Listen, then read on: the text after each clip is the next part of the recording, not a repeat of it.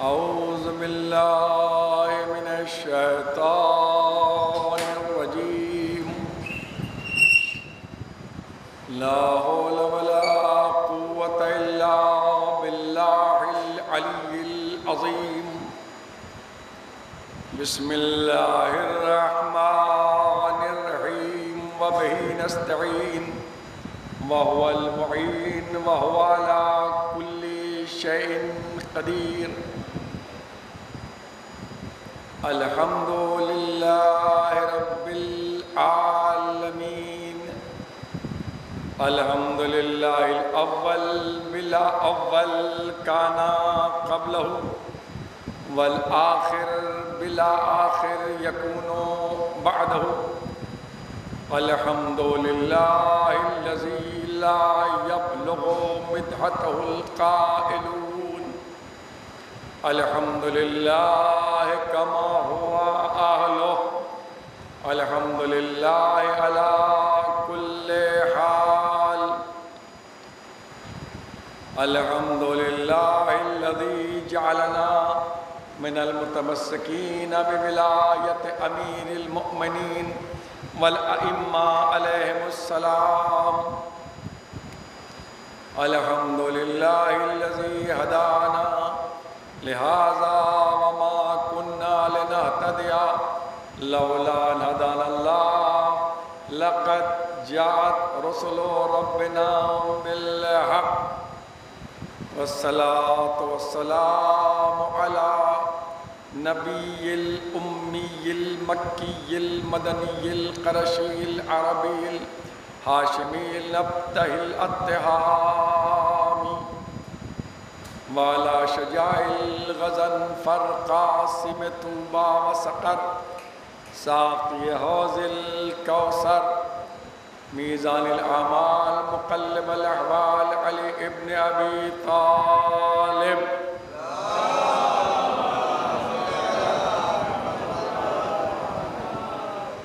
وعلى صاحب رحمة المحمدية ولایت العلویہ عصمت الفاطمیہ خلق الحسنیہ شجاعت الحسینیہ صبر السجادیہ علوم الباقریہ صدق جعفریہ قسم الموسیویہ رضات رضویہ جود التقویہ حلم النقویہ وحیبت العسکریہ وغیبت الالہیہ ابو القاسم محمد وآلہ الطیبین الطاہرین المعصومین المظلومین المنتجبین ولعنۃ اللہ علی اعدائہم وعلی اعداء تبعاتہم وعلی اعداء علمائہم وعلی اعداء احبائہم اجمعین من الآن الى قیام یوم الدین اما بعد فقد قال اللہ سبحانہ فی کتابہ المبین وقولہ الحق بسم اللہ الرحمن الرحیم فاصبر كما صبر اولو العزم من الرسل صلوات بھیجیں محمد علیہ وسلم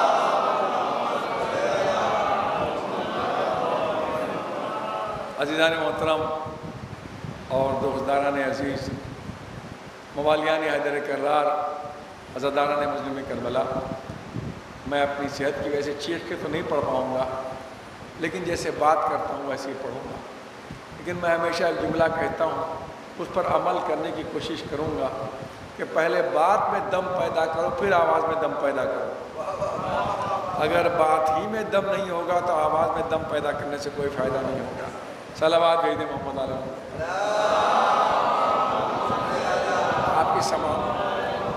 آپ کی سماعتوں پر پورا بھروسہ ہے موضوع رہے گا مختصر طریقے سے زیارت کیا ہے زیارت کے سلسلے میں وضاحت اور ثانیہ زہرا جناب زینب سلام اللہ علیہ چونکہ سب سے پہلی زیارت جو وارد ہوئی ہے وہ ہے زیارت اربعین اور ہر زیارت اس کے بعد ہے اور احادیث کے مطابق حدیثیں نہیں دہراؤں گا موقع کم ہے آپ جانتے بھی ہیں زیارت اربعین مومن کی علامتوں میں سے ایک علامت ہے زیارت عاشورہ اپنی جگہ ہے لیکن مومن کی علامتوں میں سے جو ہے 5-6 جو 11ویں امام نے بیان کی وہ ہے اس کے علاوہ تو میں مقدمے میں پہلے اسی کو عرض پہ جناب زینب کا سلسلہ ان کے حالات بیان ہوں گے عزیزان گرامی زیارت جو ہے، ایک ایک لفظ آپ غور کریں گے، زیارت جو ہے وہ شیعوں کے امتیاز میں سے ایک امتیاز ہے، نہ جو دنیا کے کسی مذہب میں پائی جاتی، نہ کسی فرقے میں پائی جاتی، 72 فرقے کے اندر اپنا اپنا انداز ہے، لیکن جو ہمارے کیا انداز زیارت ہے وہ، اسی لیے میں دوسرا جملہ کہہ رہا ہوں، اسی لیے میں ایک جملہ کہتا ہوں کہ پوری شیعت آپ کو ملے گی تو وہ زیارت میں ملے گی۔ اسی لیے ہمیں اپنے بچوں کی پرورش جو کرنی چاہیے عقیدے کی خاص طور سے، وہ زیارت کے ترجموں سے کرنی چاہیے۔ اب ترجمہ آپ ماشاءاللہ آپ کریں گے، جب آپ ساتھ دیں گے تو میں بھی زیارت کے ترجموں سے کرنی چاہیے کہ زیارت کیا ہے۔ میں نے کہا نا امتیاز ہے ہمارا، دنیا میں کسی کے پاس نہیں ہے۔ اب میری ایک عادت یہ ہے کہ جب کوئی بات شروع کرتا ہوں کوشش کرتا ہوں کہ پہلے اس کے لغت میں معنی ملے، اس کے بعد اس کی پریبھاشا اور ڈیفینیشن جسے تعریف کہتے ہیں وہ ملے، اس کے بعد یہ معلوم ہو کہ شریعت اس کے کیا معنی دیتی ہیں۔ 3 رخ معنی کے ہوتے ہیں کہ شریعت کی اصطلاح میں اس کے کیا معنی ہیں، تینوں الگ الگ ہوتے ہیں۔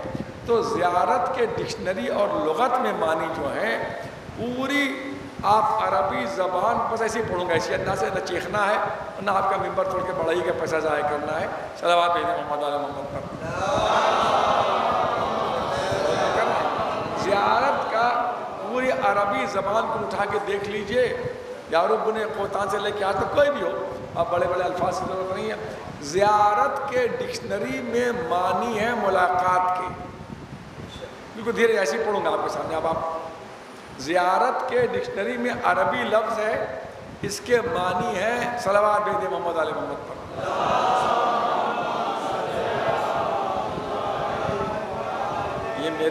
یہ میرے کلاس فیلو بھی ہیں، نازمیہ سے ممتاز الفاظل انہوں نے ساتھ کیا ہے، محسوس البادی سے باعث ہم لوگ ساتھ بنے ہیں، اور آج بھی جو ہمارے انگلی پر گنے ہوئے دوست ہیں ان میں سے یہ دوست ہیں۔ پھر کل صبح ناشتہ کرانے والے ہیں تو کچھ تو تعریف بھی کرنی پڑے گی، صلوات بھیجیں والے محمد پر۔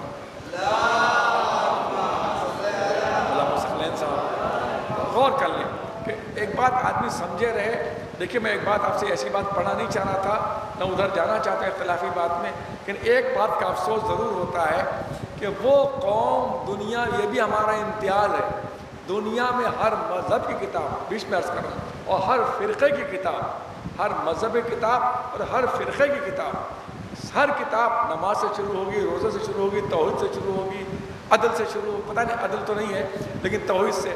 ہمارا مذہب واحد ہے جس میں توحید کی کتاب بعد میں ہے، نبوت کی کتاب بعد میں ہے، اصول کافی اٹھائیے، امامت کی سب سے پہلے کتاب العقل والجہل ہے۔ یہ ہمارا امتیاز ہے دنیا میں۔ ایک الگ ایک موضوع ہے کہ ہمارا امتیاز کیا کیا ہے، میں نے زیادہ کے مقدمے میں عرض کر رہا ہوں۔ اب آواز صاف ہو، بس ٹھیک ہے نا، آپ غور کیجیے، غور کر رہے ہیں۔ بس جب اپنی قوم میں کوئی بے عقلی کی بات کرتا ہے تو افسوس ہوتا ہے۔ کچھ لوگ ایسے ہوتے ہیں، سب نہیں ہے، سب خلمند قوم ہے، بیدار قوم ہے، سب پہچانتی ہے۔ ہمیں ان ذاکروں میں ہو بھی نہیں کہ بیٹھ کے خالی قوم کی بلائی کی لسٹ بیان کر رہے ہیں اور اس کے بعد کے موقع ہی نہیں ہے۔ صلوات محمد پر آپ کا ماحول بنا رہا ہوں، خالی موضوع پہ آ رہا ہوں۔ تو زیارت کا لفظ جو ہے، تاکہ وقت ضائع نہ ہو، زیارت کے عربی زبان میں معنی ہوتے ہیں ملاقات کے، اور مردے کی میت پر آنے کے بعد ملاقات کرنے کو زیارت نہیں کہتے۔ زندہ کی جب دوسرے زندہ سے ملاقات ہو تو اسے کہتے ہیں زیارت۔ آپ کے ہاتھ اٹھتے جائیں گے تو میں پڑھتا جاؤں گا۔ میں نے کبھی نہیں کہا کہ میں وہابہ کے لیے نہیں پڑھتا، میں وہابہ کے لیے ہی پڑھتا ہوں۔ صلوات بھیجیں والے محمد پر۔ آج بھی لوگ عرب جاتے ہیں، یہاں کے لوگ عرب گئے ہیں، جاتے ہی رہتے ہیں۔ حادثہ بھی عرب میں ہوا کہ یہاں کے لوگ وہاں کویت کے اندر مرے، تو میں نے پڑھا تھا، ان کی مغفرت کرے۔ تو وہاں کے اوپر جو جانتے ہیں کہ وہاں ویزا 2 طریقے کا نکلتا ہے۔ ایک ویزا ہوتا ہے جاب کا ویزا، لیکن چیخوں گا نہیں، بس آپ لوگ تعریف کریے گا۔ ایک ہوتا ہے جاب کا ویزا، جو ویزا ہے جاب، ویزا نوکری کہہ لیجیے، جو نوکری کے لیے نکلتا ہے۔ جب آدمی وہاں پہنچ جاتا ہے تو وہ اپنے والدہ کو بلانا چاہتا ہے، اپنے والد کو بلانا چاہتا ہے، اپنے بھائی کو بلانا چاہتا ہے، تو پھر جاب کا ویزا نہیں نکلتا، کہیں یہ ویزا زیارت نکال رہے ہیں۔ مطلب یہ ہے کہ بھائی بھائی سے ملاقات کرنا چاہتا ہے، باپ بیٹے سے ملاقات کرنا چاہتا ہے، بیٹا ماں سے ملاقات کرنا چاہتا ہے، تو شرط ہے کہ دونوں طرف زندگی ہو۔ تو زیارت تو اور لوگ بھی قبر پر کرنے کے لیے جاتے ہیں، لیکن ایک طرف موت ہوتی ہے، ایک طرف زندگی ہوتی ہے۔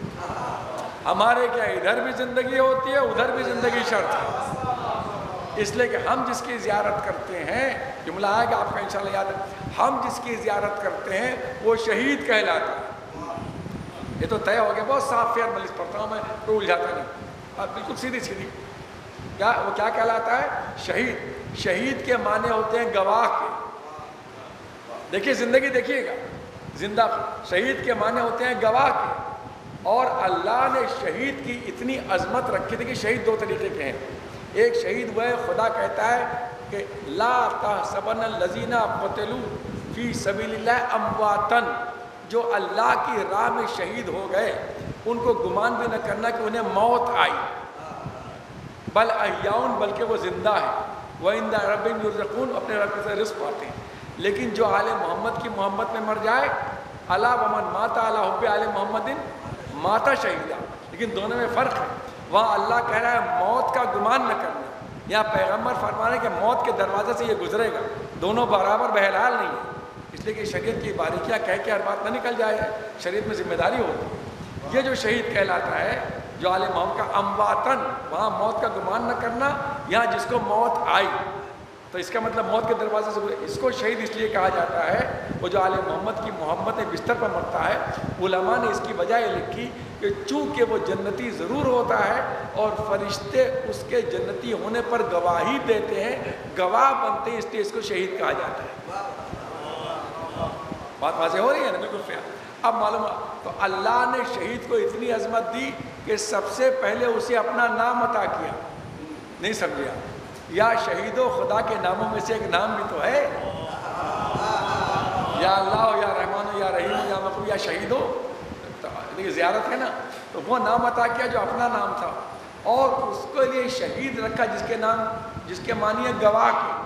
یعنی دور دور تک لفظ زیارت میں موت کا کوئی تصور کانسیپٹ نہیں۔ جو جاتا ہے موت کا کوئی، ہم لوگ جاتے ہیں وہاں دعا بھی پڑھتے، دو طریقے کے لوگ جاتے ہیں، علم حاصل کرنا جاتے ہیں، کہتے ہیں نجف جا رہے ہیں، زیارت کے لیے جاتے ہیں یا کہتے ہیں زیارت کو جا رہے ہیں، یا خالی جائیں گے سب جگہ سامرا یہاں وہاں، خالی کہہ دیجیے کربلا جا رہے ہیں تو کافی ہوتا ہے، اس لیے کہ زیارت کا مرکز کربلا ہے۔ اب اللہ نے شہید کے معنی ہوتے ہیں گواہ کے، کہا یہ مذہب کے لیے گواہ بن کے میدان جہاد میں شہید ہو جاتا ہے۔ جب گواہ بنتا ہے تو گواہ کے لیے بھی شرط ہے کہ زندہ ہو۔ اکثر مقدمے اور کیس چلتے ہیں، شان ممبر نہیں سمجھانے کے لیے کہہ رہا ہوں، لوگ کہتے ہیں اب تو ہم مقدمہ ہار رہے ہیں، ایک ہی ترکیب ہے، گواہ کو گولی مروا دو، اس کو اڑا دو، مقدمہ جیت جائیں گے۔ تو معلوم ہوا گواہ کے لیے بھی اللہ نے شہید کے لیے وہ لفظ بھی رکھا جس میں موت کا گمان نہیں تھا، زندگی شرط تھی۔ صلوات دے دے محمد علی محمد۔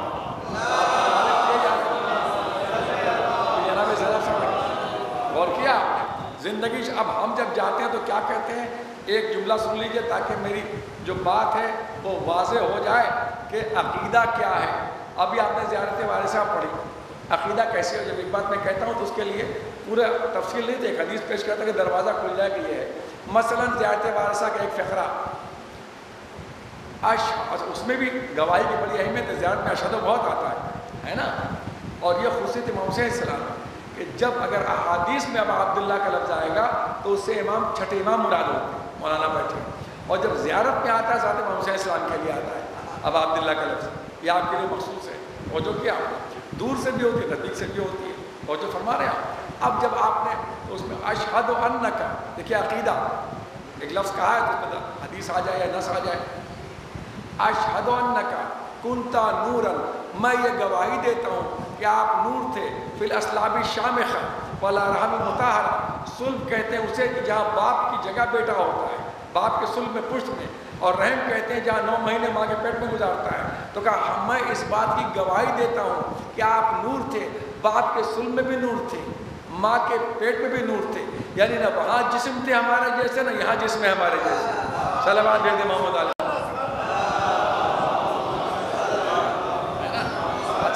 جب ہم زیارت کرنے کے لیے جاتے ہیں تو وہاں لوگ تو جاتے ہی رہتے ہیں، مولانا صاحب خود گئے ہوئے ہیں، وہاں کے اوپر جا کے کیا کہتے ہیں، اذن دخول پڑھیے، یعنی باہر سے اجازت لیجئے تب اندر جائیے، ہے نا، اور پورا اذن دخول، یہاں یہ پڑھیے یہاں یہ پڑھیے، یہ کہاں ہوتا ہے؟ یہ قبروں کے پاس نہیں ہوتا، کہا وہاں جا کے پہلے عقیدے کا اعلان کرو۔ اچھا کوئی زیارت پڑھیے اس میں اللہ اور رسول سے پہلے اجازت ہے، کسی امام کی زیارت تو کوئی اجازت، اس کے بعد اس امام سے کہ میں آ سکتا ہوں، اس کے بعد عقیدہ دیکھیے گا زندگی کا، یہ وہاں پر پڑھی اشہد انکا، میں اس بات کی گواہی دیتا ہوں، تشہد مقامی، میں جس جگہ کھڑا ہوں آپ اسے دیکھ رہے ہیں، وتسمع کلامی، اور جو میں کہہ رہا ہوں اسے سن رہے ہیں، اگر اندر آنا ہے تو مردہ سمجھ کے مت آنا، زندہ سمجھ کے آنا۔ اسی لیے دیکھیے ایک جملہ سنیے گا، ہم جب کسی کی قبر پر جاتے ہیں تو فاتحہ پڑھتے ہیں نا، کہ ہماری اردو اصطلاح میں فاتحہ میں مردے کی بو آتی ہے جب کہا جائے ان کا فاتحہ ہو رہا ہے، جبکہ ہم وہاں جانے کے بعد امام کی خدمت میں قرآن بھی پڑھ کے پیش کرتے ہیں، سورہ الحمد بھی پیش کرتے ہیں، لیکن ہم یہ نہیں کہتے کہ ہم فاتحہ پڑھنے جا رہے ہیں، جہاں ہلکی سی مردہ ہونے کی بو بھی آتی ہے ہم وہ لفظ استعمال نہیں کرتے۔ صلوات بھیجتے محمد علی محمد۔ اب ایک جملہ کہہ کے مقدمہ تمام، اور مطلب یہ چیپٹر تمام، پھر جناب صاحب صلی اللہ علیہ کے حالات پڑھوں گا آپ کے سامنے جو میرا مین موضوع۔ ایک جملہ کہہ رہا ہوں، یہاں سے وہاں تک غور سے سنیے گا اور اس کی داد بھی دے دیجیے گا تو کوئی بات نہیں ہے۔ زیارت ہم جاتے ہیں، مشہد مقدس بھی جاتے ہیں، سامرہ بھی جاتے ہیں، سوچ رہے ہیں، میں سوچ رہا ہوں چیخنے سے بہتر ہے کہ الفاظ کو صاف کر دو، سامرہ بھی جاتے ہیں، مشہد مقدس بھی جاتے ہیں، معصوم قم بھی جاتے ہیں، کاظمین بھی جاتے ہیں، نجف اشرف بھی جاتے ہیں، ہر جگہ جاتے ہیں، لیکن کربلا کی زیارت میں نے کہا نا اربعین کی زیارت پہلے کربلا کی زیارت ہے، لیکن ہر جگہ کی زیارت میں فرق ہے۔ فرق کیا ہے عطا کی زیارت میں؟ فرق یہ ہے کہ اگر ہم نجف زیارت جاتے ہیں تو کم سے کم جنت کے لیے، اور عارفوں کا درجہ بلند ہے، اگر ہم سامرہ بھی جاتے ہیں تو کم سے کم جنت کے لیے، مشہد مقدس بھی جاتے ہیں تو کم سے کم جنت کے لیے، معصوم قم سلام اللہ بھی جاتے ہیں تو کم سے کم جنت کے لیے، کاظمین بھی جاتے ہیں کم سے کم جنت کے لیے۔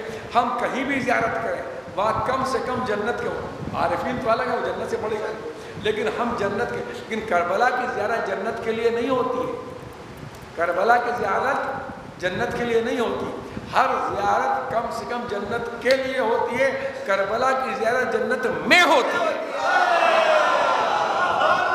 صلوات ہے۔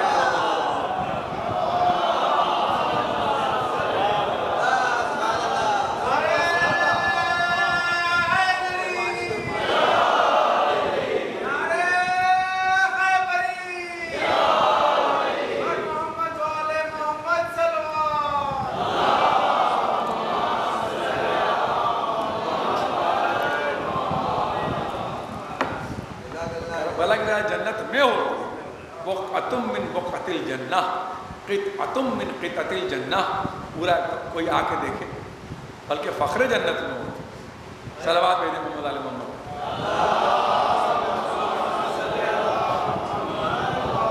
اب زیارت کا سیاح، جو آدمی حج کرنے جاتا ہے نا، حدیث میں ایک اس کے پچھلے پورے گناہ بخش دیے جاتے ہیں، جو زیارت کرتا ہے اس کے پچھلے بھی بڑھتے جاتے ہیں اور مرتے دن تک کے اگلے بھی بڑھتے جاتے ہیں۔ اس کا مطلب یہ نہیں کہ کوئی گناہ کرے گا، جو شریف ہوگا وہ پھر گناہ کرے گا، کرتا بھی ہوگا تب بھی نہیں کرے گا۔ کہ میں لفظ استعمال کروں، اس سے وضاحت چاہتے ہیں کہ شریف کیا ہے اسلام، بھائی میں نے کہا پہلے اس کی تعریف معلوم ہو، اس کے بعد اس کی تفصیل اس کا موقع نہیں ہے۔ اب میں زیارت کی جنت میں زیارت کے بعد، اس لیے کہ کربلا جاؤ تو انسان کے لیے یہ نہیں کہ آدمی کو موت کا خوف نکلتا ہے۔ میں موت سے بہت ڈرتا ہوں، چونکہ لکھنؤ میں پڑھا ہوں نا، تلخین بھی منہ پھیر کے پڑھاتا ہوں، مردے سے بہت ڈرتا ہوں، لیکن کربلا جاؤ تو موت کا ڈر نہیں نکلتا، موت کا تصور نکل جاتا ہے۔ صلوات بھیجیں محمد علی محمد۔ کہ موت بھی کوئی چیز ہے کیا؟ بات تو زندگی ہے۔ ایک اور صلوات محمد علی محمد۔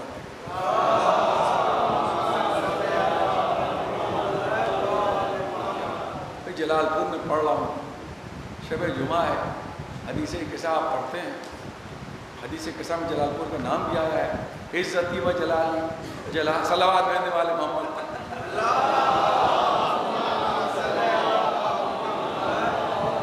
اب آئیے ثانی زہرا جناب زینب سلام، میں نے جو آیت پڑھی ہے اسے غور کیجیے۔ فاصبر، سورہ احقاف کیا ہے، 26واں پارہ، فاصبر کما صبر اولو العزم من الرسل، ایک ایک چیپٹر الگ الگ، صبر کرو جس طریقے سے اولو العزم رسولوں نے صبر کیا۔ اولو العزم کی اہمیت کیا ہے؟ 1,24,000 انبیاء اور ان میں 313 رسول اور 10 ٹاپ بھی نہ نکلے۔ اولو العزم کتنے؟ 5، میں تو 4 ہی کہتا ہوں، اس لیے کہ سب ہمارے سرکار کی محبت کی بنا، ان کا تو مقام ہی سب سے بلند ہے نا۔ چلیے دینیات میں گرانے کو 5 کہہ دیجیے، لیکن یہ غور کیجیے کہ اولو العزم کہتے کسے؟ عزم مانے ہوتا ہے ول پاور اور ارادہ، ول پاور اور ارادہ۔ تو یہ کیا مطلب؟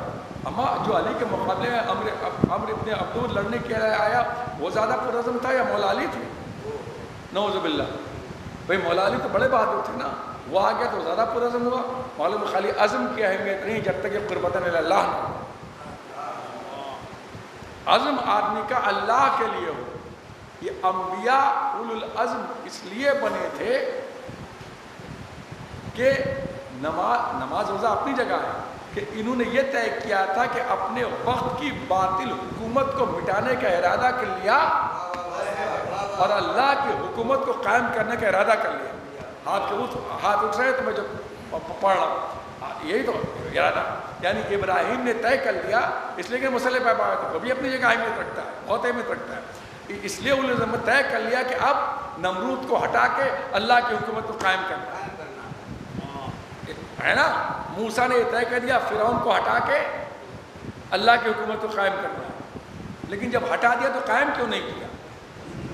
جب فرعون ڈوب گیا تو اس کے بعد اپنی حکومت پارلیمنٹ میں پہنچ جاتے۔ اس کا مطلب اگر قوم میں ظرف نہ ہو، اگر قوم میں ظرف نہ ہو تو نبی بھی حکومت کو قائم نہیں کرے گا۔ صلوات علی محمد، وضاحت تھا مسئلہ ہے، میں نے جملہ کہہ دیا۔ لیکن اولو العزم تو بنے نا، لیکن موضوع کیا ہے؟ جناب زینب سلام علیہ، ارادہ کر لیا نا۔ لیکن غور کیجئے گا، میں نہ کسی کو آگے بڑھا رہا ہوں نہ پیچھے ہٹا رہا ہوں۔ ایک بات آ رہی میں کہتا ہوں 70 بعد میں پڑھو، 30% سطر پڑھو اور 70% بین السطور پہ غور کرو۔ میں نے قرآن پر جو لگایا یہی لگایا کہ بین السطور بہت اہمیت رکھتا ہے، کہ بٹوین دی لائن کیا ہے، دونوں لائن کے بیچ میں کیا میسیج ہمیں مل رہا ہے، اور کیا آپ نے تو بس وہ آپ کہہ رہے ہیں کہ اب ابراہیم نے ارادہ کیا تو عزم۔ دیکھیے باطل جو ہے، توجہ کیجئے گا، آپ کے ہاتھ اٹھ رہے تو پڑھ رہا ہوں، باطل جو ہے وہ پہلے مارنا نہیں چاہتا، پہلے ارادے کو توڑنا چاہتا ہے۔ ابراہیم کو اگر چاہتا نمرود تو 2 منٹ میں جلا کے خاک کر دیتا۔ منتیں مانی جا رہی ہیں، ہزاروں من لکڑیاں، وہ منت من رہی ہے، لوگ وہاں چڑھا رہے تھے لکڑیاں، ہزاروں، اتنی لکڑی ہو گئی، اتنی آگ تھی کہ ابراہیم کو پھینکنا مشکل ہو گیا، مشین میں رکھ کے پھینکا گیا۔ یہ کیا تھا؟ جلانا تھوڑی چاہ رہا تھا، جلانا تھوڑی یزید امام حسین کو مارنا تھوڑی چاہ رہا تھا ظاہراً، وہ تو خیر دشمن تھے مارتے، اس کے باوجود بھی ایک الگ مسئلہ ہے۔ تو کیا چاہتا ہے ابراہیم کو؟ ابراہیم دیکھو وہ آگ اسی آگ میں جلایا جائے گا، دیکھو لکڑی جمع ہو رہی ہے، دیکھو اسی آگ میں پھینکا جائے گا۔ کیوں؟ اس لیے کہ موت کا خوف دے کے عزم کو توڑنا چاہتا ہے، یعنی پہلے باطل جھکانا چاہتا ہے، پہلے باطل جھکانا چاہتا ہے کہ عزم کو توڑ دے، اس لیے یہ اولو العزم ہے۔ لیکن ان کے عزم میں لرزش نہ آئی۔ اب یوں کہہ دوں، جب وہ مارنے پہ آ جائے تو اسی وقت اس نے اپنی ہار کا اعلان کر دیا کہ جھکا نہیں سکے۔ صلوات بھیج دیں محمد علیہ محمد۔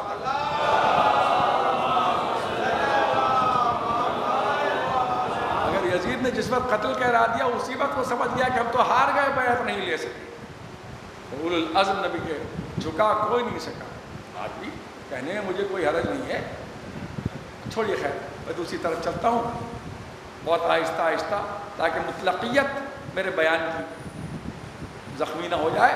اب غور کیا آپ نے، لیکن ایک بات سمجھ میں آتی ہے جناب زینب کے حالات پڑھنے کے بعد، کہ پہلا وہ پڑھ رہا ہوں پیراگراف، ایک بات عجیب میرے سمجھ میں نہیں ہے، بس دماغ میں ابھرتی ہے جو بین السطور ہے۔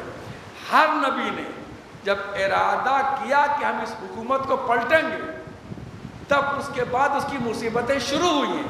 سنیے گا جملہ، ہر نبی نے، مخالفہ نہیں کر رہا، آپ بڑھا نہیں رہا ہوں کسی کو، ہر نبی نے جب ابراہیم نے طے کیا کہ اب مجھے نمرود کو پلٹنا ہے تو مصیبتوں کی ابتدا ہوئی تھی، ہے نا؟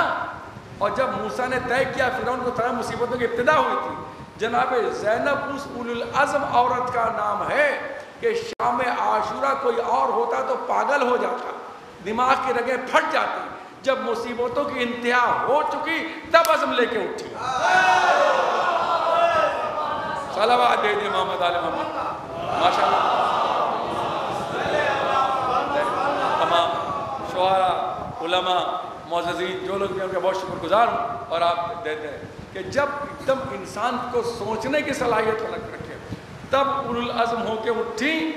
میں معصوم نہیں کہہ رہا ہوں، یہ بھی سن لیجیے۔ اب یہ بات تو مجھے کہنی پڑے گی، بہت سی باتیں کاٹ رہا ہوں کہ ہماری قوم میں خرابی کی وجہ ایک اور ہے۔ میں اسے پڑھتا ہوں، نہ میں لیڈر ہوں نہ فیڈر ہوں، کونے میں پڑھا رہتا ہوں، مجھے کیا مطلب ہے، لیکن مطالعہ تو کرتا ہوں۔ ایک چیز بیچ میں عرض کرتا جاؤں آپ کے سامنے کہ قوم میں اگر نہ ہو تو نیچے پوچھ لیجیے گا، قوم میں خرابی کی وجہ یہ بھی قوم میں پڑھتے ہیں، یہ بھی لیتے جائیں کم کم۔ ہماری قوم میں خرابی کی وجہ کیا ہے؟ اب تو اتنے گروپ بن گئے ہیں، کوئی مولائی ہے تو پتہ نہیں کیا کیا ہے، تھوڑی اسے اس شعر میں انہوں نے پڑھ دیا کہ صاحب نے سیاست اس میں کر کے۔ ایک لفظ ہے مولانا جانتے ہیں، علم کلام۔ علم کلام، علم فقہ سب سے مشکل علم ہے، اس سے زیادہ مشکل علم ہے علم اصول دین، توحید، نبوت، امامت، عصمت سے بحث ہوتی ہے۔ علم کلام کا ایک مسئلہ ہے توقف۔ مولانا کی ایک کتاب ملتی ہے عطا اللہ محمد کی، ذیشان صاحب نے ترجمہ کیا، پڑھ لیجیے، سب موجود ہے۔ علم کلام جس میں اصول دین ہے، اس سے بحث ہوتی ہے، اللہ سے، رسول سے، معصوم سے، امام سے، اس کو علم کلام بھی کہتے ہیں، علم اصول دین بھی کہتے ہیں، اور بہت سے نام ہیں۔ اس میں ایک مسئلہ ہے توقف۔ توقف کے معنی ہوتے ہیں وقف کرنا، وقف معنی رکنا، اسی لیے فقہ میں وقف کو وقف کہتے ہیں کہ اس کی آمدنی روک دی جاتی ہے۔ یہ الگ بات ہے کہ آمدنی رک جاتی ہے، لڑائی ہمیشہ چلتی رہتی ہے۔ صلوات بھیجیں محمد محمد جگہ رہا ہے نا۔ توقف کا مطلب یہ ہوتا ہے کہ جو بات تمہارے سمجھ میں نہ آئے وہاں رک جاؤ۔ اسی لیے بیوقوف کے معنی، بیوقوف کوئی لفظ عربی میں قرآن میں نہیں آیا ہے، اس کو کہتے ہیں سفیہ اور احمق کا لفظ استعمال ہوتا ہے عربی میں۔ بیوقوف معنی کہ جو رکتا نہ ہو، جو رکتا نہ ہو، بے وقوف یعنی وقف نہ کرنے والا، بات بولے جا رہا ہے، جو کام کیا جا رہا ہے۔ اور اسی کے الٹے عقل۔ اب آپ ہاتھ اٹھا رہے تو علمی عقل کے معنی ہوتے ہیں جب اونٹ تیز دوڑتا ہے تو اس کی جو لگام ہوتی ہے، مہار کہتے ہیں، تو جب تیز دوڑتا ہے تو اسے کنٹرول کیا جاتا ہے، اسے وقالہ کہا جاتا ہے۔ تو جو جذبات کو کنٹرول کرے اسے عقل کہتے ہیں، اور جو بے رکے بھاگے اسے بیوقوف کہتے ہیں۔ ہمارے کیا ہو چکا ہے قوم کے اندر، ایک صاحب آئے، انہوں نے گھٹنا ٹیک دیا اسی بات پر کہ جناب عباس معصوم تھے اور جناب زینب معصوم، دوسرے آئے کہا نہیں تھے۔ ایسے مسئلے چھیڑ چھیڑ کے نہ مطالعہ کریں گے، کچھ توقف کسی کے پاس نہیں رہ گیا، اس لیے جھگڑے جو ہیں وہ زیادہ بڑھے۔ صلوات بھیجیں محمد علی محمد۔ توقف کا مثال کے طور پر اللہ کو معلوم تھا کہ سب گناہ کریں گے، اس کے علم میں تھا، جہاں پھر کیوں پیدا کیا؟ کہا نہیں، ایسی بہت سی باتیں۔ اللہ دو اللہ بنا سکتا ہے اپنا جیسا، یہ کر سکتا ہے کہ اپنے جیسا ایک اور اللہ بنا دے۔ اب یہ سب بات ہیں سمجھانے کی، سمجھ میں آتی ہیں، لیکن توقف کر لو یہ سوچ کے کہ مسئلہ بڑا ہے، سمجھ چھوٹی ہے۔ صلوات دے دے محمد علیہ محمد پر۔ اتنا ہی میں عرض نہیں کرنا چاہ رہا تھا کہ پیو جناب۔ اب جناب زینب کے معنی ہے باپ کی زینت، اور زینب کے معنی یہ بھی ہیں، فارسی کی ایک کتاب ہے بڑی مشہور، درخت نیکو منظر، یعنی ایسا درخت جس کو دیکھ کے آدمی دیکھتا رہ جائے۔ یہ بھی زینب کے معنی، زینت کے الگ معنی بس۔ اور جناب زینب کو ثانیہ زہرا کہا جاتا ہے، معمولی بات نہیں، فضیلت کے لیے یہی کافی۔ کیوں؟ ہمارے یہاں الفاظ بھی بہت سنبھال کے استعمال ہوتے ہیں، ایسے یہ علم کلام کے رخ سے آتا ہے۔ جناب ثانیہ محمد کسی کو نہیں کہہ سکتے، ایک دم پوری حدیثیں مشابہ تھے جناب اکبر، لیکن ثانیہ محمد نہیں کہا جائے گا، ہم شبیہ پیغمبر کہا جاتا ہے۔ الفاظ بھی ہمارے یہاں ائمہ معصومین کے لیے بہت سنبھال کے استعمال ہوتے ہیں۔ ثانیہ حیدر کہا جائے گا، ثانیہ محمد نہیں کہا جائے گا۔ اب یہ کہنا کہ 14 معصومین میں معصوم کا تو جواب ہے 13 ہے، لیکن معصومہ ایک ہے۔ اب جس کو ثانیہ زہرا کہا جائے گا، جس کو ثانیہ زہرا کہا جائے، اب اس کی عظمت کے لیے سوچنا کیا ہے۔ صلوات دے دے محمد علیہ محمد۔ اور بہت سیدھی سیدھی بات، کوئی بات ٹڑیے نہ الجھیے، بہت بچ کے نکلنا۔ ثانیہ زہرا کہا جائے، اس کی عظمت کا اندازہ۔ پھر ایک لائن کا، اسے میں جو لکھتا ہوں وہ پڑھتا ہوں، جو پڑھتا ہوں وہ لکھتا ہوں، یہ میری عادت ہے۔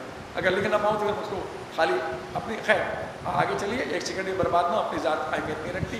اب غور کیجیے، جناب زینب پہ لقب ثانیہ زہرا، اس کے بعد اگر چوتھے امام یہی کہہ دیتے کہ آپ اتنی بڑی عالمہ ہیں، اتنی بڑی عالمہ ہیں کہ علاوہ اپنی والدہ کے کسی سے نہیں پڑھا، تو بہت بڑی بات تھی۔ علاوہ مولا علی کسی سے نہیں پڑھا، بہت بڑی بات تھی۔ یہ جملہ کہنا جو امام کی صفت ہے کہ آپ عالم غیر معلمہ ہیں، آپ کے پاس جو علم ہے وہ کسی معلمہ کے بغیر ہے، یہی عظمت کے لیے کافی۔ یہ خدا کا لقب ہے، یہ خدا کا لقب ہے۔ اور یہ کہ شب جمعہ میں دعائے کمیل میں ہے، پروردگار یا عالما لا یعلم، اے وہ عالم جس کو کسی نے تعلیم نہیں دیا ہے۔ یہ ہے، میں کہاں تک عرض کو بہت سوال کے عرض کا آپ کے سامنے ثانیہ زہرا کے فضائل۔ اب ایک جملہ کہنے جا رہا ہوں آپ کے سامنے کہ میں کہوں گا سرکار پیغمبر، میں آپ سے ہاتھ جوڑ کے ایک بات کہوں گا کہ میدان غدیر کے بھرے مجمع میں پہلی امامت کا اعلان کرنا آپ کا کام مسائبہ، اور جلتے ہوئے خیام میں چوتھی امامت کا اعلان کرنا وہ آپ کی نواسی کا کام تھا۔ صلوات بھیج دیں محمد علیہ محمد۔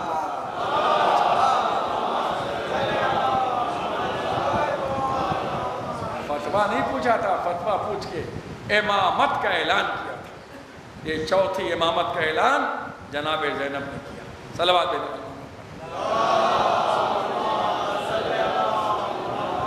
مجھے پڑھتے پڑھتے اپنے والد کا ایک شعر یاد آ گیا کہ مردہ اسلام کو زینب نے کیا ہے زندہ۔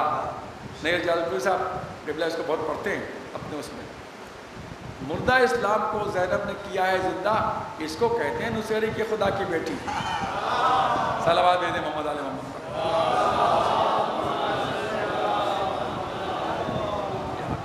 اس اعلان کا کرنا، اب ایک چیپٹر آپ سن لیجئے ذرا۔ اب جب علمی گفتگو زیادہ گہری ہے لیکن آپ توجہ دے رہے ہیں تو میں نے اسی انداز سے آگے بڑھا دیا۔ آدھا گھنٹہ ہو چکا ہے اور 50 منٹ سے اوپر نہیں پڑھنا ہے۔ اب غور کیجئے گا کہ ایک دور جب دشمنان اہل بیت کے ظلم کے درمیان میں ایک دور ایسا بھی گزرا ہے، ایک دور ایسا بھی گزرا ہے کہ جس وقت مولا علی کا کوئی نام لے کے حدیث نہیں بیان کر سکتا تھا۔ دیکھیے یہ بھی ایک مصلحت ہے کہ آئمہ معصومین میں کچھ نام ایسے ہیں جو نہ پہلے ملتے نہ بعد ملتے، اور کچھ ایسے ہیں جو عام ملتے ہیں۔ عرب میں لفظ فاطمہ، اس میں بھی خدا کی مصلحت ہے، عام ملتے ہیں، اسے فاطمہ بنت اسد پہلے بھی تھا، اس کی ایک مصلحت ہے۔ زینب بھی بہت تھا، اور زینب جو ہے مولانا بیٹھے ہیں یہ مؤنث حقیقی ہے، یعنی یہ مرد کا نام ہو ہی نہیں سکتا عرب کے اندر۔ صلوات دے دیں محمد علیہ۔ اب غور کیجیے کہ ایک دور ایسا گزرا ہے کہ جس وقت جناب امیر المومنین کا نام لینا اتنا مشکل تھا کہ کوئی زبان سے نکالے تو قتل کر دیا جائے۔ اب مسئلہ تھا حدیثوں کے نقل کرنے کا، تو اس زمانے میں جب محبان علی ایک دوسرے سے ملتے تھے تو جب کوئی حدیث بیان کرتے تھے مولا کی تو مولا کا نام نہیں لے سکتے تھے، اتنا خوف تھا۔ تو جتنی حدیثیں جمع ہوئی اس پیریڈ کے اندر وہ کہا گیا قال ابو زینب، کیونکہ یہ نام عام تھا، تو یہ کوڈ بنا قال ابو زینب، قال ابو زینب، قال ابو زینب کہہ کے مولا علی کی حدیثوں کو محفوظ کیا گیا۔ اب مجھے ایک جملہ کہنے دیجئے کہ صرف مصائب کے مروج کا نام زینب نہیں ہے، فضائل علی کے مروج کا نام بھی زینب ہے۔ صلوات دے دیں محمد علیہ۔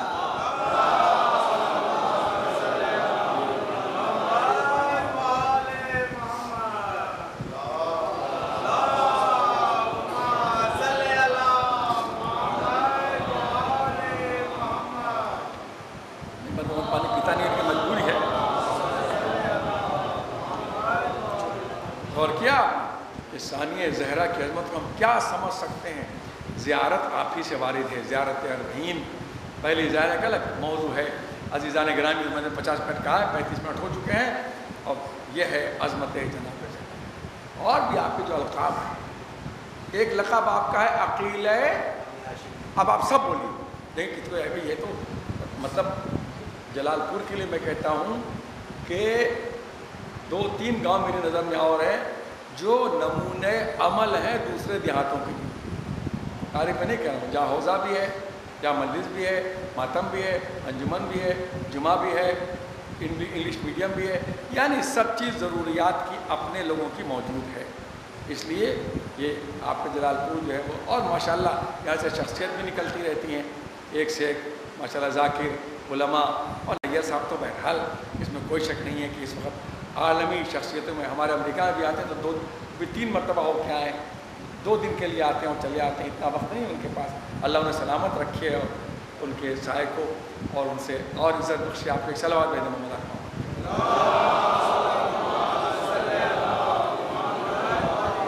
آخری چیپٹر اور بات تمام، عقیل بنی ہاشم، عقل کی ویلیو پہلے، لفظ آسان تھوڑی ہے، معصومین کا ذکر، اللہ احترام کی توفیق دے بھئی۔ عقیلہ بنی ہاشم کا مطلب کیا ہوا؟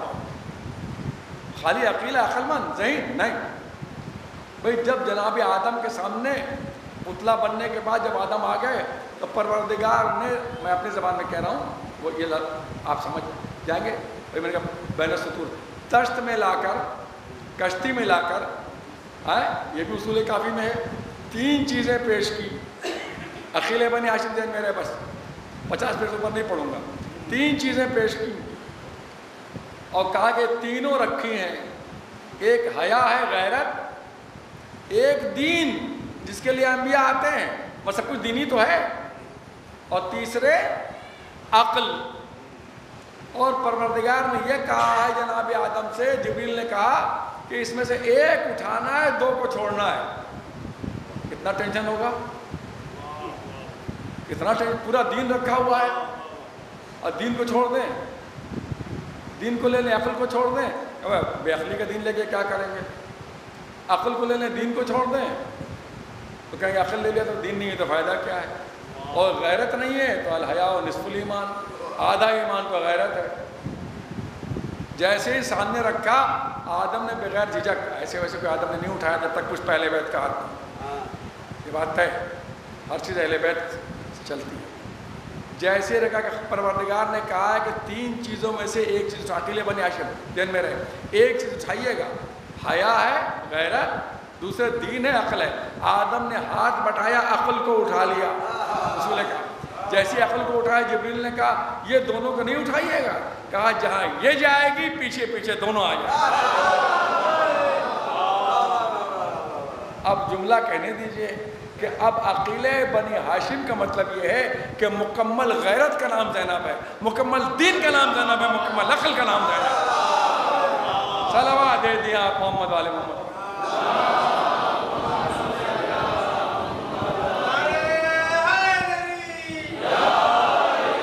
تقریباً 40 منٹ ہو جائے، اچھے سے شعر سنے، مزہ آ گیا۔ تو مکمل جب عقیلہ بنی ہاشم ہو گئی اور اس کے بعد تو اب اس کے بعد کسی چیز کی ضرورت نہیں، مکمل دین، مکمل غیرت، مکمل عقل۔ اب اگر دین لینا ہے تو زینب چلو۔ اور بس آخری جملہ اور بات تمام، اس پہ داد چاہوں گا آپ سے، جناب زینب سلام اللہ علیہ کو عقیلہ بنی ہاشم کہتے ہیں، لیکن عقیلہ کا تعلق اللہ سے ہوتا ہے۔ عام جینیس کو عقل نہیں ہوتی، عقل صرف مومن کے پاس ہوتی ہے، عقل صرف مومن کے پاس ہوتی ہے۔ جملہ اس لیے کہ آپ سب سمجھے ہوئے، روز مجلس سننے والے آدمی ہیں۔ اب غور کیجیے، اب عزاداری مظلوم کربلا، بس آخری جملہ پھر مسائل، تھوڑے سے فضائل پڑھوں گا جناب زینب کے شوہر کے۔ عزاداری مظلوم کربلا کے لیے لوگ سوچتے ہیں ارے اب کیسے ہوگی، ضمیرداری ٹوٹ گئی تو کیسے ہوگی، پیسہ کم ہوگا تو کیسے ہوگی، بس سارے دور گزر گئے، عزاداری ویسے کے ویسے ہی، نوابیت ختم ہو گئی، بادشاہت ختم ہو گئی، عزاداری ختم ہو گئی، واجد علی شاہ چلے گئے، عزاداری باقی ہے، آصف الدولہ چلے گئے، عزاداری باقی ہے۔ کیوں باقی ہے؟ سنتے جائیے، یہ ہے لب لباب نچوڑ کے دے رہا ہوں۔ اگر جناب زینب نے توجہ کریں یہاں سے وہاں تک، اگر جناب زینب سلام اللہ علیہ نے قید سے چھوٹنے کے بعد، پوری تقریر کریں، قید سے چھوٹنے کے بعد مدینے کا سفر کیا ہوتا اور جانے کے بعد مختار کے دور کا انتظار کیا ہوتا، اور جب مختار کی حکومت قائم ہوتی اور تب اگر کہتی کہ عزا خانے بنواؤ، مجلس کراؤ، ماتم کراؤ، تو ہم سمجھتے کہ عزاداری طاقت کے محتاج ہے۔ دور یزید میں قائم کر کے بتایا، دور یزید میں قائم کر کے بتایا کہ عزاداری طاقت کی محتاج نہیں، سب سے بڑی طاقت کا نام عزاداری ہے۔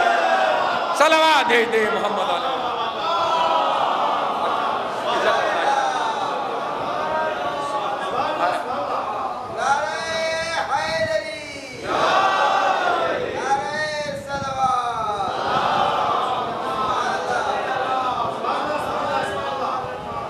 دور یزید مختار تب بڑی عقیلے غیر لکھتے بڑی عقل مند تھی مختار، بلکہ اب جملہ کہنے دیجیے کہ مختار کی حکومت کی بنا پر عزاداری نہیں ہے، زینب کے گھر خالی کرنے کی بنا پر مختار کی حکومت ہے۔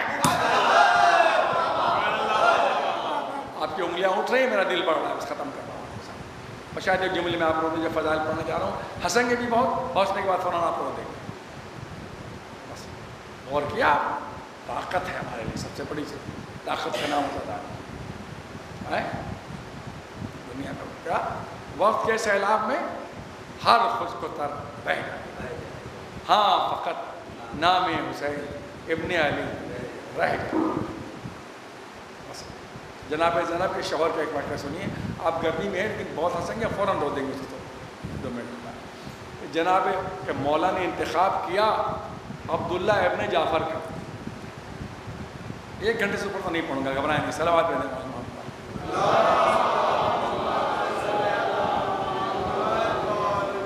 گرمی اتنی ہے کہ گھڑی دیکھنے کے بجائے لوگ ٹھنڈا گھڑا دیکھنے کے دل چاہ رہا ہے۔ صلوات پڑھیں محمد والے محمد۔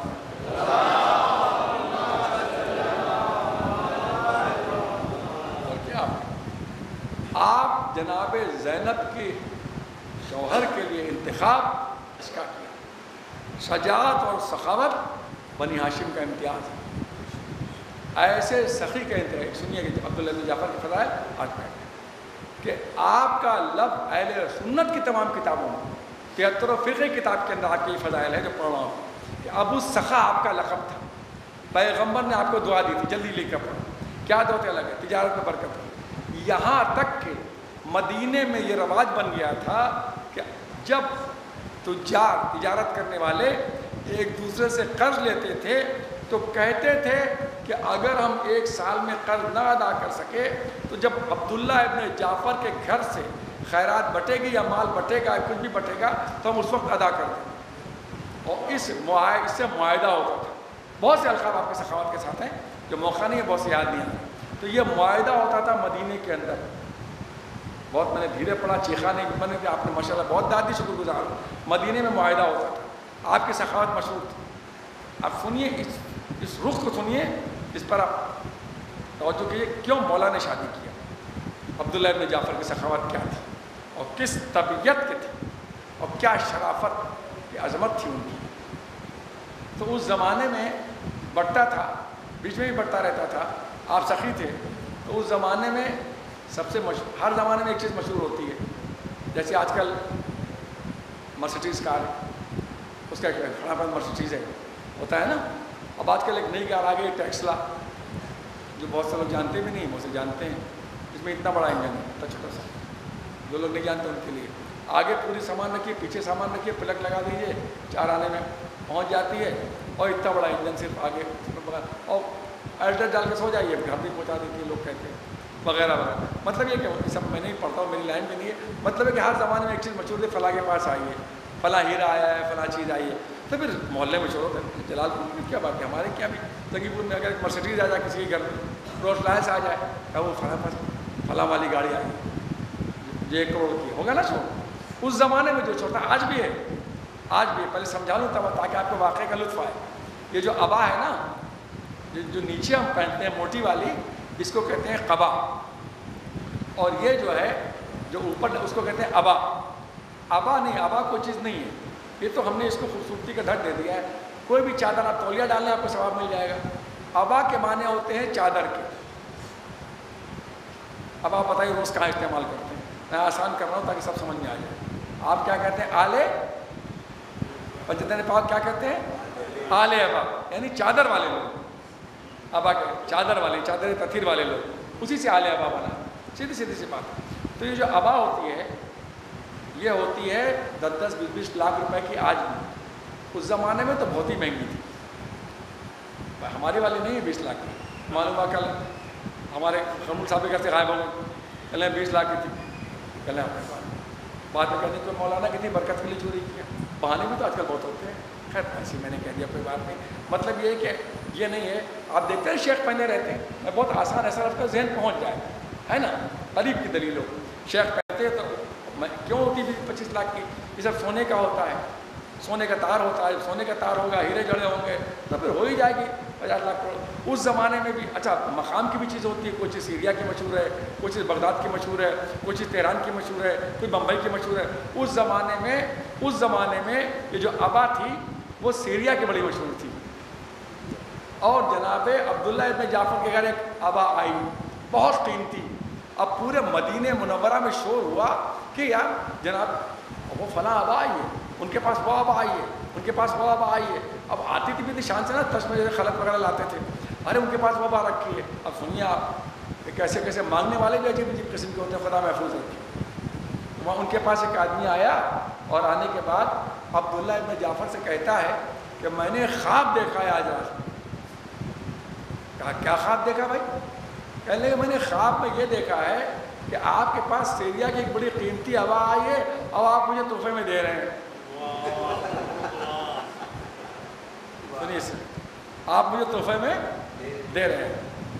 یہاں تک لائن کیجیے, بس آخری جملہ پھر مسائل بہت ہوئیں گے آپ اس جملے پر, پھر اس کا فضل مسائل پڑ جائیں گے.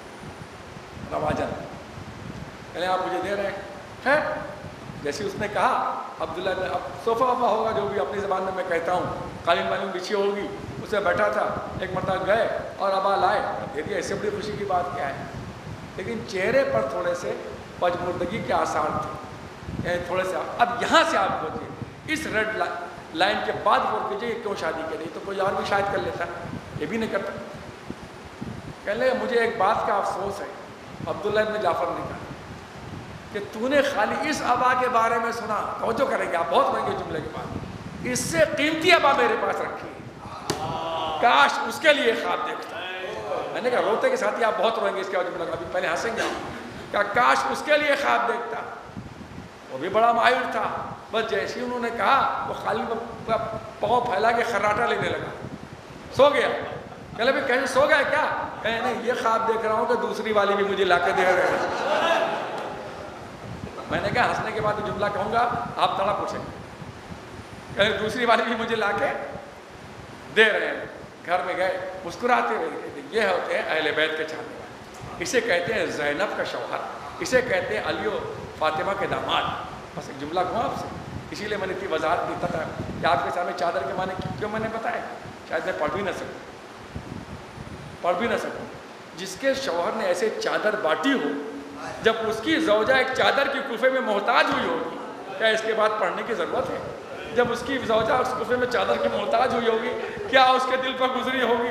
جب اس نے سنا ہوگا کہ میری بیوی بے پردہ شام و کوفے کے بازار میں پھری, کیا اس کے دل پر گزری ہوگی؟ بس میں جو مسائل پڑھنا چاہتا ہوں آپ کے سامنے, حسین کے دوست حبیب کا, اس لیے کہ زینب کا سہارا اگر بنا تو حبیب بنے. جب میدان کوفہ میں, جب میدان کربلا میں لشکر یزید آتا تھا تو انہیں یہ حکم تھا کہ پہلے جب تم کربلا کی سرحد میں پہنچنا تو گھوڑوں کو ٹھنڈا کر لینا, اس کے بعد تیزی سے گھوڑوں کو دوڑاتے ہوئے تب سرحد کربلا میں داخل ہونا تاکہ حسین کے بچے ڈر جائیں گھوڑوں کی ٹاپوں سے. صبح سے شام تک لشکر آتا رہا. جب لشکر پہ لشکر آتا رہا, عزاداروں لشکر پہ لشکر آتا رہا, جناب زینب پوچھتے ہیں بھیا صبح سے جو لشکر آیا نعرہ تکبیر بلند ہوئی, معلوم ہے فلاں کا لشکر آیا, فلاں کا لشکر آیا, سب تمہارے خون کے پیاسے آ رہے ہیں, کیا کوئی تمہارا دوست نہیں آ رہا ہے؟ کسی اپنے دوست کو بلا لو جو تمہاری مدد کرے. اب حسین نے اللہ اکبر, بس یہ رخ و بات تمام. حسین نے قلم اٹھایا, قلم اٹھانے کے بعد لکھنا شروع کیا, من حسین ابن علی الی رجل فقیہ ابن مظاہر. بہت مختصر کر رہا ہوں. خط کو لکھا, جیسے جب خط لکھا جناب زینب دوش پہ ہاتھ رکھ کر کھڑی ہوئی تھی, خط کو پڑھ رہی تھی.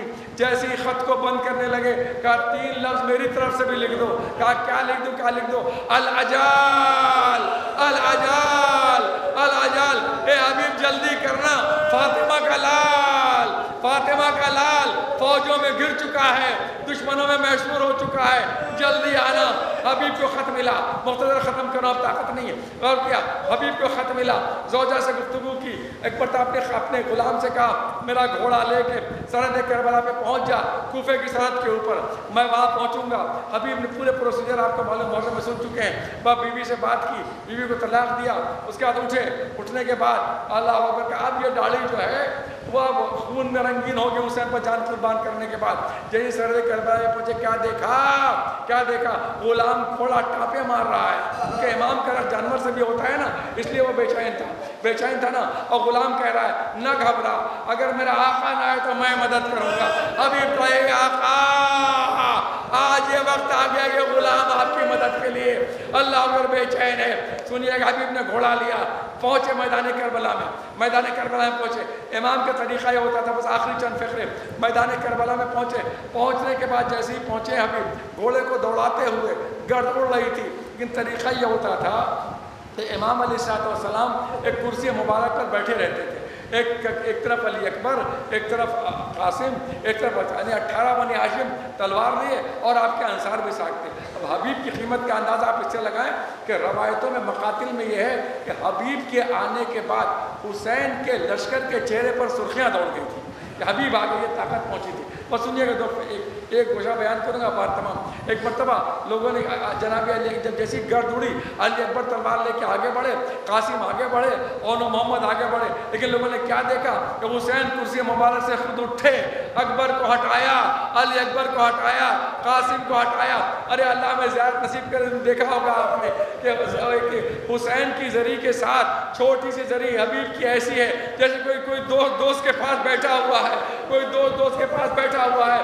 اللہ اکبر۔ میں ایک مرتبہ سنو، 2-3 فقرے اور ہیں، بات تمام۔ ایک مرتبہ جیسے حسین نے سب کو ہٹایا کہ یہ میرا دوست آ گیا، بچپن کا دوست حبیب بن مظاہر، میں اسے اتاروں گا۔ ایک مرتبہ حبیب پسینے میں تر تھے، حسین نے اپنا ہاتھ بڑھایا، گلے میں حمایل کیا، حبیب کو ایک مرتبہ گھوڑے سے اتارا، حبیب دونوں آنکھوں سے آنسو پوچھنے لگے۔ ایک مرتبہ جیسے ہی آنسو پوچھا کہ اے حبیب یہ تو خوشی کی بات ہے، میں نے تمہیں گھوڑے سے اتارا، آنسو کیوں پوچھ رہا ہو؟ کہ آقا کوفے سے تھکا ہوا آیا تھا، جب آپ نے گھوڑے سے اتارا تو بڑا آرام ملا، خیال آ گیا جب آپ تیروں سے چھلنی ہو کے گھوڑے سے گریں گے کون اتارنے والا ہوگا؟